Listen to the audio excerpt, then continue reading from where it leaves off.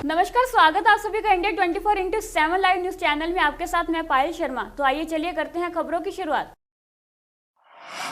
जिले में किसानों और पुलिस के बीच हुई हिंसक झड़प में कई किसान घायल हो गए। बता दें कि पंजाबी अभिनेत्री सोनिया मान ने रामायण टोल पर बैठे किसान आंदोलनकारियों से मुलाकात की है। सोनिया मान ने कुछ घायल किसानों का हालचाल जाना। इसके बाद वह पास ही के एक गांव में उस घायल महिला से मिलने पहुंची जिसे इस झड़प के दौरान सिर में चोट लगी थी। बता दें कि सोनिया ने घायल महिला से मिलकर उसका हालचाल पूछा और अपनी तरफ से 11,000 रुपए की मदद भी की। इसके बाद वह चंडीगढ़ रोड स्थित टोल प्लाजा पर गई। वहाँ भी कुछ घायल किसान आंदोलनकारियों से मुलाकात की। किसानों और पुलिस के बीच हुई हिंसक झड़प पर सोनिया मान ने कहा कि पुलिस ने जिस तरह से किसानों पर अटैक किया है वह गलत है। यह इसमें इंसानियत वाली बात नहीं है। सीएम और बीजेपी का विरोध हो रहा है तो उन्हें जनता के बीच आना ही नहीं चाहिए। कम से कम उन्हें अपने वोटों का ख्याल रखना चाहिए क्योंकि इन्हीं लोगों से वह भविष्य में वोट मांगने जाएंगे। सोनिया मान ने कहा कि पुलिस कर्मियों को किसानों की पिटाई की जगह उनकी रक्षा करनी चाहिए थी। उन्होंने कहा कि किसान आंदोलन को खराब करने की कोई जरूरत नहीं है। इस आंदोलन में कहीं भी कोरोना नहीं फैल रहा है। सरकार को कोरोना से निपटने के लिए बेहतर प्रबंध करने चाहिए। सोनिया मान ने कहा कि हरियाणा में पैदा होने वाली ऑक्सीजन हरियाणा को ही मिलनी चाहिए। ऑक्सीजन को दूसरे राज्यों में नहीं भेजना चाहिए। उपायुक्त कैप्टन मनोज कुमार ने कहा कि वे जिला के ग्रामीण क्षेत्र में प्रशासन के उच्च अधिकारियों के साथ कोरोना संक्रमण की दर तथा मृत्यु दर की समीक्षा के लिए निरंतर गांवों का दौरा कर रहे हैं। ग्रामीण क्षेत्र में कोरोना की संक्रमण दर में कमी दर्ज की गई है। अब गांवों में संक्रमण दर लगातार गिरावट में आ रही है। उन्होंने कहा कि जिला प्रशासन द्वारा ग्रामीण क्षेत्र में कोरोना संक्रमण की जाँच के लिए फील्ड हेडक्वार्टर टीमें तैनात की गई है जो घर घर जाकर लोगों की जांच के आधार पर हेडक्वार्टर टीमों द्वारा टेस्टिंग, आइसोलेशन किट तथा इलाज की सुविधा उपलब्ध कराई जा रही है। और कहा कि जिला प्रशासन द्वारा 46 हॉटस्पॉट चिन्हित किए गए हैं जहां पर कोरोना संक्रमण की दर है, मृत्यु दर ज्यादा है। प्रशासन द्वारा ग्रामीण क्षेत्र में लोगों को घर जैसा माहौल प्रदान करने के लिए गाँवों में आइसोलेशन सेंटर स्थापित किए गए हैं। उन्होंने कहा कि घर का खाना भी यहाँ उपलब्ध कराया जा सकता है। इन केंद्रों में हेडक्वार्टर टीमें द्वारा शरीर का तापमान, ऑक्सीजन मीटर आदि जाँच के साथ साथ भाप भी देने के प्रबंध किए गए हैं। उन्होंने स्पष्ट किया कि आइसोलेशन केंद्र अस्पताल नहीं है। यहाँ तो ऐसे संक्रमित लोगों के लिए स्थापित किए गए हैं जिनके घरों में आइसोलेशन के लिए प्राप्त जगह नहीं है। ऐसे संक्रमित व्यक्ति इन आइसोलेशन केंद्र में रहकर अपना इलाज ले सकते हैं ताकि परिवार के अन्य सदस्यों को संक्रमण से बचाया जा सके। उन्होंने कोविड केयर सेंटर का दौरा करके कोरोना पॉजिटिव व्यक्तियों को दी जाने वाली सुविधाओं का जायजा लिया तथा ग्रामीण में सीधा संवाद स्थापित करते हुए बातचीत भी की। उपायुक्त कैप्टन मनोज कुमार ने प्रेस प्रतिनिधियों से बातचीत करते हुए कहा कि कुछ लोग अपने निजी स्वास्थ्य की पूर्ति के लिए मोबाइल के टावरों की रेंज से संबंधित भ्रामक प्रचार कर रहे हैं जिन्हें जिला प्रशासन द्वारा संचेत किया गया है कि वे महामारी के इस दौर में ऐसे कोई भ्रांति न फैलाएं। जिला प्रशासन द्वारा भ्रामक प्रचार से संबंधित कुछ वीडियो को पुलिस की साइबर सेल को जांच के लिए सौंपा गया है जो जल्द ही ऐसे असामाजिक तत्वों का पता लगाने में सक्षम होगी तथा जाँच रिपोर्ट के आधार पर ऐसे असामाजिक तत्वों के विरुद्ध जिला प्रशासन द्वारा सख्त कार्रवाई की जाएगी। गाँव में, जिले में कुछ टीम्स बनाई है, एक हेडक्वार्टर टीम, एक फील्ड टीम। तो क्या वो टीमें हैं ग्राउंड पे? नंबर 1। नंबर 2, हमने कुछ हॉटस्पॉट चिन्हित किए थे जिन गाँवों में पॉजिटिविटी और फेटालिटी ज़्यादा रिपोर्ट हो रही थी। वहाँ पे हमने आइसोलेशन सेंटर भी गाँव में ही बना दिए। वो इसलिए बनाए थे कि गांव के लोग शहर में जाने से हिचकते हैं, अभी अकेलापन लगेगा, खाने पीने की दिक्कत होगी। तो जो हॉटस्पॉट्स हमने चिन्हित किए 46, तो वहाँ पे आइसोलेशन सेंटर यहीं बना दिए।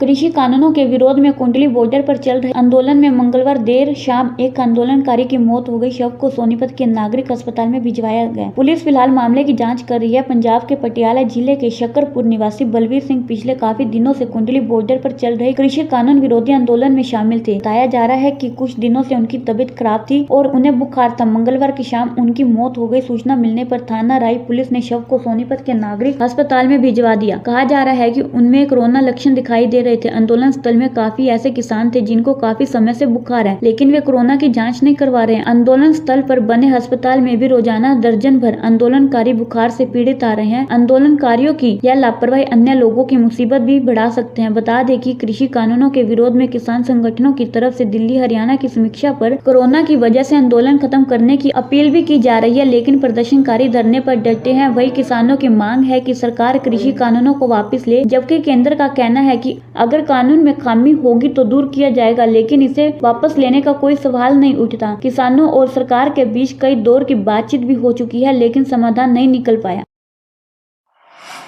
रोहतक पुराना बस स्टैंड स्थित कम्युनिटी सेंटर में कोरोना महामारी के बढ़ते प्रकोप को लेकर गरीब व विकलांग लोगों के लिए जन सेवा संस्थान द्वारा दिन रात भंडारा रसोई सेवा के लिए तीसरे दिन प्रसाद सेवा का भंडारा लगाया गया। यह जानकारी जन सेवा संस्थान के संचालक महामंडलेश्वर डॉक्टर परमानंद महाराज जी ने दी। उन्होंने बताया कि भंडारे के तीसरे दिन मुख्य अतिथि समाज सेवी नवीन जैन व रोहतक विधायक भारत भूषण बत्रा ने फीता काटा व भगवान की तस्वीर के आगे दीप जलाया और भगवान को भंडारे का भोग लगाया। उन्होंने बताया कि इस कोरोना महामारी की बीमारी को लेकर शहर के विभिन्न स्थानों पर दिहाड़ी मजदूर, भिखारी, विकलांग और भूख से मजबूर लोग के लिए श्रीमती हिमो देवी जैन धर्मार्थ ट्रस्ट के संयोजक एवं समाज सेवी नवीन जैन ने भोजन के लिए सेवा दी। समाज सेवी नवीन जैन ने बताया कि कम्युनिटी सेंटर में दोपहर 12 से 2 तक, शाम को 6 से 8 बजे तक भंडारा लगाया जाता है। यह भंडारा जब तक कोरोना काल रहेगा तब तक यह भंडारा जारी रहेगा। उन्होंने सभी लोगों से निवेदन किया कि लोग लॉकडाउन के दौरान अपने घर पर सुरक्षित रहें और मुंह पर डबल मास्क का प्रयोग करें। साथ में कहा कि किसी भी कोरोना से पीड़ित मरीज को ऑक्सीजन मशीन, थर्मामीटर की जरूरत पड़े तो वह जन सेवा संस्थान के संचालक महामंडलेश्वर डॉक्टर परमानंद महाराज जी की परामर्श ले सकता है।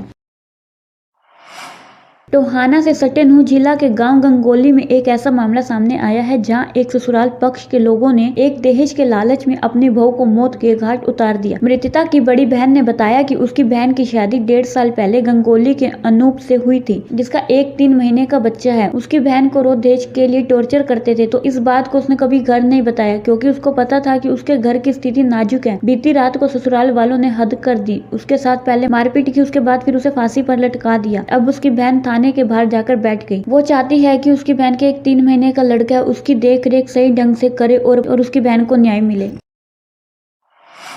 हिसार के सिविल लाइन थाना में सह थाना प्रभारी सब इंस्पेक्टर की टोहाना के पास भाखड़ा नहर में डूबने से मौत हो गई। दरअसल हिसार सिविल लाइन थाना में दर्ज गुमशुदा के मामले की जांच के चलते सब इंस्पेक्टर सुशील व मुख्य सिपाही चंद्रभान टोहाना गए थे। वहां भाखड़ा नहर से गुमशुदा अशोक के शव को बरामद कर उसी नहर में वह हाथ मुंह धोने लगे। बताया जा रहा है कि उसी दौरान सब इंस्पेक्टर का पांव फिसल गया। फिलहाल सब इंस्पेक्टर सुशील के शव को पुलिस ने पोस्टमार्टम के लिए टोहाना के सिविल अस्पताल में भिजवा दिया है।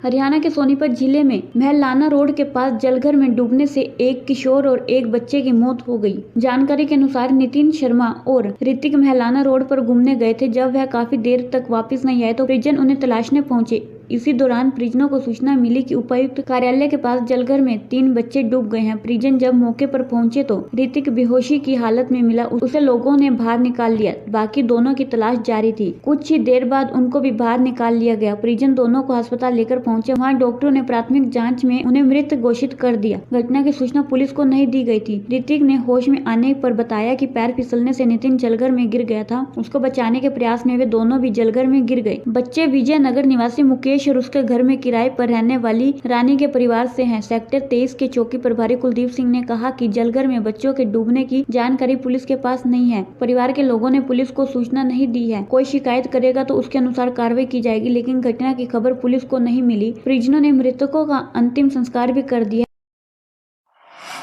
इंडिया 24/7 लाइव न्यूज की टीम ने जब हरियाणा के जींद में मरीजों द्वारा अस्पताल में खुद की चारपाई लाने के मामले को देखा तो स्वास्थ्य विभाग ने राजकीय महाविद्यालय को आइसोलेशन वार्ड बना दिया है। इस आइसोलेशन वार्ड में 50 बेड की सुविधा दी और पहले ही दिन ये वार्ड फुल हो गया। वहीं पर मरीजों के अटेंडेंट का कहना है कि रात के समय यहाँ डॉक्टर की कमी है, जहाँ भीड़ होने की वजह से मरीजों को काफी समस्या आ रही है। आइसोलेशन वार्ड में सुविधा नहीं है। कोरोना को लेकर जींद जिले के सरकारी अस्पताल में डिप्टी सीएमओ के अनुसार जींद में 86 गाँव ऐसे जिसमें 20 से ज्यादा कोरोना पॉजिटिव। अस्पताल के अनुसार कोरोना से मरने वालों के केसों में कोई कमी नहीं आई, जबकि कोरोना पॉजिटिव केसों में कमी आ रही है। जो कोरोना की गांव की बात है, तकरीबन 86 के करीब ऐसे गांव हैं जिनमें पिछले अप्रैल और मई के महीने में 20 से ज्यादा केसेज आ चुके हैं। ऐसे गाँव की संख्या 86 है। उसमें तो जो आपको पता ही है कि जो टीम बना दी गई है, एक स्पेशल प्रोग्राम हरियाणा गवर्नमेंट ने और सेंट्रल गवर्नमेंट की तरफ से भी ये प्रोग्राम चला है, जिसमें अलग अलग लेवल की टीम बनाई गई है। जो 4 सदस्यीय है, 3 सदस्यीय है और 2 सदस्यीय जो टीमें हैं वो गांव-गांव में जाकर सर्वे कर। इसी के साथ जुड़े रहे इंडिया 24/7 लाइव न्यूज चैनल के साथ। आपके साथ मैं पायल शर्मा। नमस्कार।